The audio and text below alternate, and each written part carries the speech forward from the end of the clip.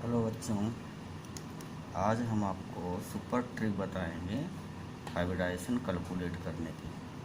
वो super trick है बच्चों एच एच एच क्या है? Hybrid orbital, number of hybrid. H is equal to number of atom attached with central atom.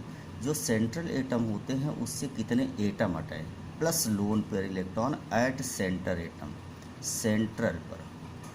ठीक है, ये फार्मूले की सहायता से बच्चे लोग हम निकाल सकते हैं। जैसे देखो, सेंट्रल एटम कार्बन है यहाँ पर, जो कम मिनिमम अमाउंट में होता है, और इसके वैलेंस अब इससे एटम कितने लगे हुए हैं बोलो? 4। तो एक तो वैल्यू आ गई number of attached atom with central atom, plus अब लोन पेयर इलेक्ट्रॉन की बात आ गई। सभी बच्चे जानते हैं कार्बन फोर्थ ग्रुप का एलिमेंट है, अतः इसके आउटर मोस्ट 4 इलेक्ट्रॉन हो गए। अभी 4 इलेक्ट्रॉन हाइड्रोजन के साथ बॉन्ड बना लिया है एक एक शेयरिंग करके, तो यहाँ पर लोन पे इलेक्ट्रॉन 0 है, तो यहाँ पर इसकी वैल्यू जो H की वैल्यू आई वो आपकी आई 4, मतलब कि sp3 हाइब्रिडाइज्ड है, हाइब्रिडाइजेशन। अमोनिया में आ जाओ, अब एक नाइट्रोजन सेंटर एटम है, इससे हाइड्रोजन 3 एटम लगे, 3 एटम, तो इसकी वैल्यू हो गई 3 प्लस अब लोन पे इलेक्ट्रॉन नाइट्रोजन 5 इलेक्ट्रॉन रखता है क्योंकि 5वें ग्रुप का है। अब ये हाइड्रोजन से अटैच है, हाइड्रोजन कितने एटम हैं इसमें? 3, तो अब 3 तो बॉन्ड बना लिए हैं, बचेगा 2 इलेक्ट्रॉन। 2 इलेक्ट्रॉन का मतलब अब इसमें इसके 5 इलेक्ट्रॉन थे बच्चों, 5 इलेक्ट्रॉन में से 3 इलेक्ट्रॉन तो बॉन्ड फॉर्मेशन में कर लिए हैं। अब लेकिन एक इलेक्ट्रॉन अभी जब बचेगा तो इस यहाँ 2 का मतलब एक लोन पेयर इलेक्ट्रॉन है, तो यहाँ पर जब एक जोड़ोगे तो sp4 आएगा, मतलब कि sp3 हाइब्रिडाइज्ड है। इसी तरह से इस पर आइए, सेंट्रल एटम आयोडीन है, आयोडीन से लगे हुए 7 हैं, 7 एटम हैं, तो 7 प्लस लोन पे इलेक्ट्रॉन देखो 7 इलेक्ट्रॉन होते हैं, 7th ग्रुप का है। अब फ्लोरीन के साथ एक एक इलेक्ट्रॉन की शेयरिंग कर लिया है, अतः इस पर लोन पे इलेक्ट्रॉन 0, तो आया आपका ये आपका 7 आया। जब 7 आता है H की वैल्यू, तो बच्चे लोग देखते हैं जब ये 7 आ गया, नेक्स्ट वीडियो में हमने बताया है, जब ये 7 आ गया है तो कौन सा हाइब्रिडाइज्ड है बोलो? sp3, मतलब कि ये जो है ये आपका sp3 हाइब्रिडाइज्ड है, sp3d3। और इस पर आ जाइए, अब देखो जेनॉन 0 ग्रुप का है, 8 इलेक्ट्रॉन होते हैं। अब 8 इलेक्ट्रॉन में से बच्चे लोग 4 तो ये 4 है, एटम लगे हुए हैं, अब 4 लगा देगा तो बचेगा 2। अब यहाँ पर 4 तो इसके 8 इलेक्ट्रॉन होते हैं, जिसमें से 4 यूज कर लिया है, बचा है 4, मतलब 2 लोन इलेक्ट्रॉन। तो यहाँ पर 2 लोन इलेक्ट्रॉन हैं, मतलब 6 आया। 6 आने का मतलब क्या है बोलो? sp3d2 hybridisation. इस पर आ जाइए, जेनान पर अगर आप देखिए तो जेनान 8 ग्रुप का है। अब ध्यान रहे बच्चे लोग, ऑक्सीजन जो होती है हर समय 2 बॉन्ड बनाती है, मतलब 1 एटम ऑक्सीजन यूज 2 इलेक्ट्रॉन। ठीक है, तो ये 2 इलेक्ट्रॉन कंज्यूम कर लेती है, क्योंकि एक बॉन्ड बनने के लिए एक एक इलेक्ट्रॉन इसके लिए रिस्पॉन्सिबल होते हैं। अब बताओ इसके आउटर मोस्ट ऑर्बिट पर कितने इलेक्ट्रॉन है? 8। अब 8 में से बच्चे लोग, अब 8 में से तो इसमें से तो 3 ऑक्सीजन है, 3 ऑक्सीजन का मतलब 6 यूज कर लिया है, और 2 यहाँ पर एक लोन पेयर इलेक्ट्रॉन बचा हुआ है। अब यहाँ पर फार्मूले रखेंगे, जो एटम लगे हुए हैं 3 + 1 इज इक्वल टू क्या आया बोलो? 4 आया, मतलब कि sp3 हाइब्रिडाइजेशन। ठीक है, अब सॉरी 8 6, ठीक है, इस पर आ जाइए। अब देखो यहाँ पर बच्चे लोग कंफ्यूज कर जाते हैं, सेंट्रल एटम कौन है?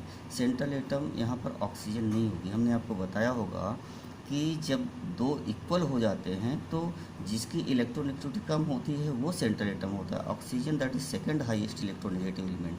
तो यहाँ पर देखो, यहाँ पर इसके आउटर 8 थे, अब 2 तो ऑक्सीजन ले लिया और 4 कौन ले लिए बोलो? 2 ऑक्सीजन ले लिया और 4 फ्लोरीन ले लिए, टोटल कितने हो गए बोलो 6, मतलब कि यहाँ पर एक 2 इलेक्ट्रॉन है, मतलब एक लोन पेयर इलेक्ट्रॉन है। अब फार्मूले में रख दो, इससे एटम कितने जुड़े हुए हैं ये बताओ, एक ये और एक 5 और प्लस लोन पेयर इलेक्ट्रॉन एक है, मतलब कि आपका आया 6 का मतलब sp3d2 है। इस पर आ जाइए, ठीक उसी प्रकार से बच्चे लोग इस पर निकाल सकते हैं। अगर एनायन को देखो, सल्फर पर देख लो यहीं पर, अब यहाँ पर कितने यूज्ड ऑर्बिटल होंगे बताओ, इसमें यूज्ड इलेक्ट्रॉन कितने होंगे, इसमें 8 होते हैं। अब 4 तो ये ले लेता है 4 और 2 ये लेता है, तो मतलब कि टोटल कितने इलेक्ट्रॉन यूज हो गए हैं 6 इलेक्ट्रॉन। तो यहाँ पर 6 इलेक्ट्रॉन, मतलब कि यहाँ पर आपको 2 इलेक्ट्रॉन है, 2 इलेक्ट्रॉन का मतलब एक लोन पे इलेक्ट्रॉन। अब फार्मूले में रख दीजिए, ठीक है। अब फार्मूले में जब रखोगे तो यहाँ पर कितने एटम अटैच्ड हैं बोलो, 2 और ये 2 4 माइनस प्लस एक लोन पे इलेक्ट्रॉन कितना आया 5 मतलब sp3d1 हाइब्रिडेशन। ठीक उसी प्रकार सल्फर 6 ग्रुप का एलिमेंट है, 6 इलेक्ट्रॉन होते हैं, 4 इसने कंज्यूम कर लिया है बॉन्ड बनाने में, तो 4 मतलब 2 मतलब एक लोन पे इलेक्ट्रॉन। अब इस फार्मूले में रखोगे तो S4 + 1 = 5 = sp3d1 हाइब्रिडेशन।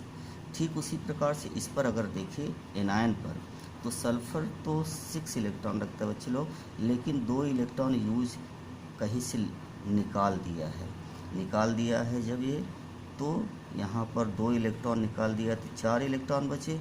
अब 4 इलेक्ट्रॉन ऑक्सीजन के साथ बॉन्ड बनाएंगे, ठीक है। तो 4 ऑक्सीजन तो इसने यूज कर लिया है, ये लो देखो यहाँ पर 2, तो टोटल निगेटिव है तो इस पर टोटल 8 इलेक्ट्रॉन आ गए। अब 8 इलेक्ट्रॉन में से 8 भी यूज कर लिए, चूँकि एक ऑक्सीजन होती है 2 इलेक्ट्रॉन यूज करती है, तो यहाँ पर ये इसके 8 इलेक्ट्रॉन यूज किए हैं, तो लोन पेयर इलेक्ट्रॉन = 0। तो इस फार्मूले में रखोगे तो आएगा आपका